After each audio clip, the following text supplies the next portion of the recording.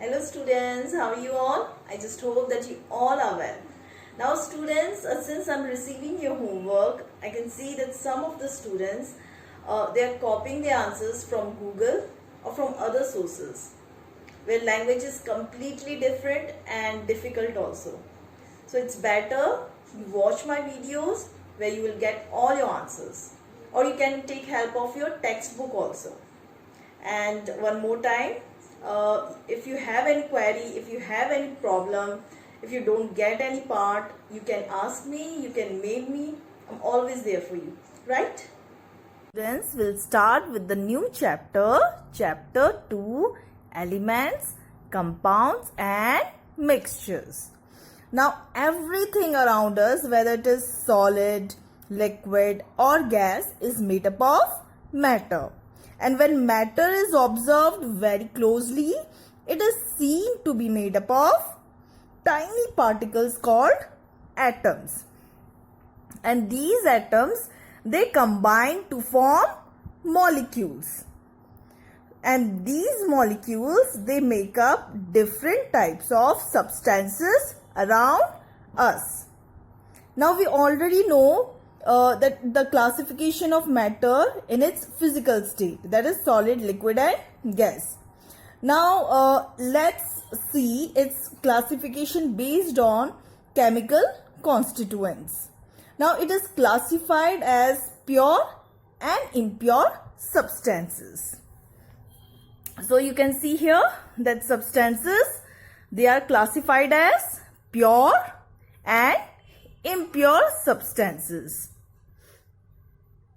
Now what are pure substances? Substances containing only one type of particles are known as pure substances. And it includes, what it includes? Elements and compounds.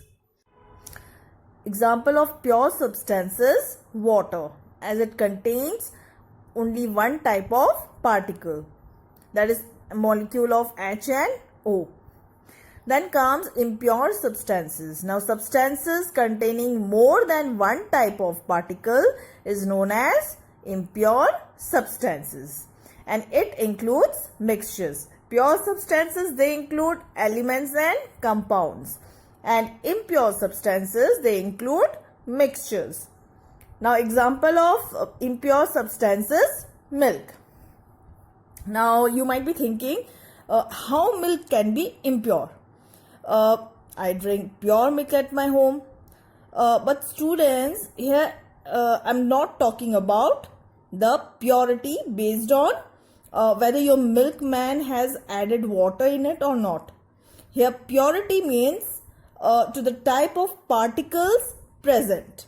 Now milk has proteins, fats, calcium and a number of different type of particles, therefore making it impure. Now let's talk about elements. Elements, they are made up of identical atoms only. That means of same atoms. Now it cannot be broken down into two or more simpler substances. This is the property of elements. Example of elements are hydrogen, carbon and iron, etc. Now one more thing, that the smallest entity of element is atom.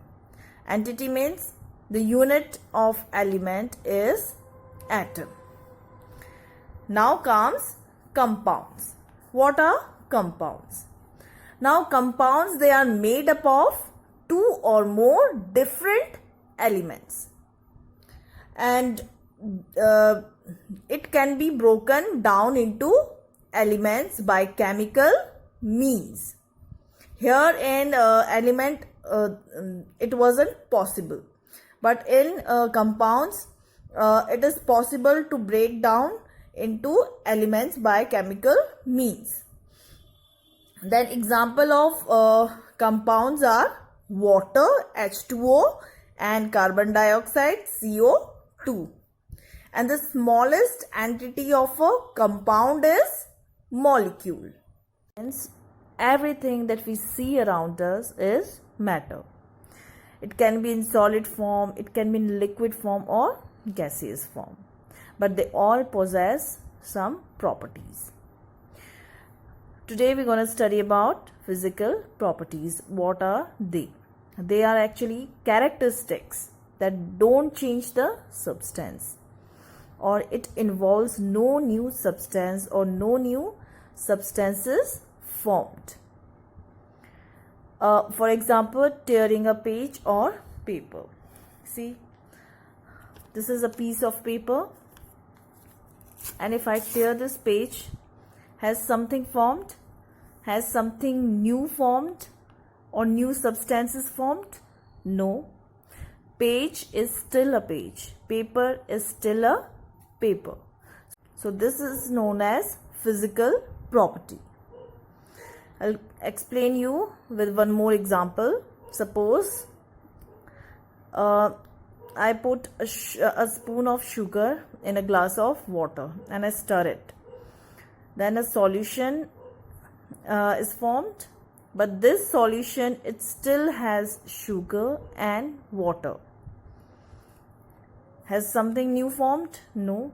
It still has both the things, sugar and water.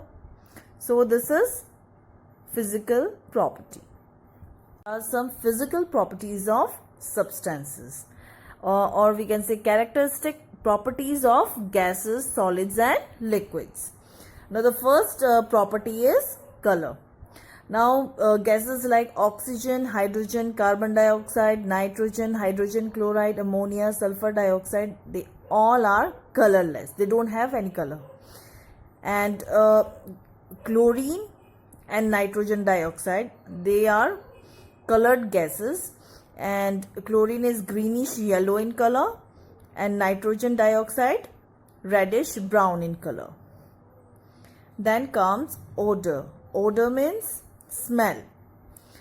Now these are odorless, that means they don't have any smell. Oxygen, hydrogen, carbon monoxide, carbon dioxide and nitrogen. These substances, they have a very sharp, pungent means sharp and strong smell. Hydrogen chloride, chlorine, ammonia, sulfur dioxide. Then we have the third property is nature. Nature means, is it poisonous or non-poisonous? So chlorine, sulfur dioxide, ammonia, carbon monoxide, these gases are poisonous gases. Whereas oxygen, hydrogen, carbon dioxide, nitrogen, hydrogen chloride, they all are non-poisonous. Then comes density. This is the fourth property, physical property. Density means density of substance is the relationship between the mass of the substance and how much space it takes up, that is volume. So these are the gases that are lighter than air: hydrogen and ammonia. Gases which are heavier than air: carbon dioxide, chlorine, sulfur dioxide. And these gases, they are almost as heavy. They are oxygen, carbon monoxide, nitrogen, hydrogen chloride. Solubility in water. Now hydrogen chloride, ammonia, sulfur dioxide, they are highly soluble in water. Whereas carbon dioxide and chlorine, they are fairly soluble in water. Whereas oxygen, hydrogen, carbon monoxide and nitrogen, they are slightly soluble in water. Then comes melting and boiling point. Melting point means the temperature at which solids, they just melt and change over to liquid.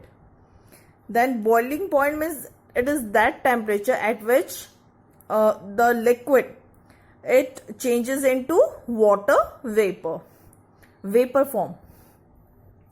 Then comes malleability and ductility. Malleability means it is the ability of a substance to be changed into sheets. For example, metals like aluminium, gold, etc. Then comes ductility. Ductility means ability of a substance to be drawn into wires. like for example metals like copper,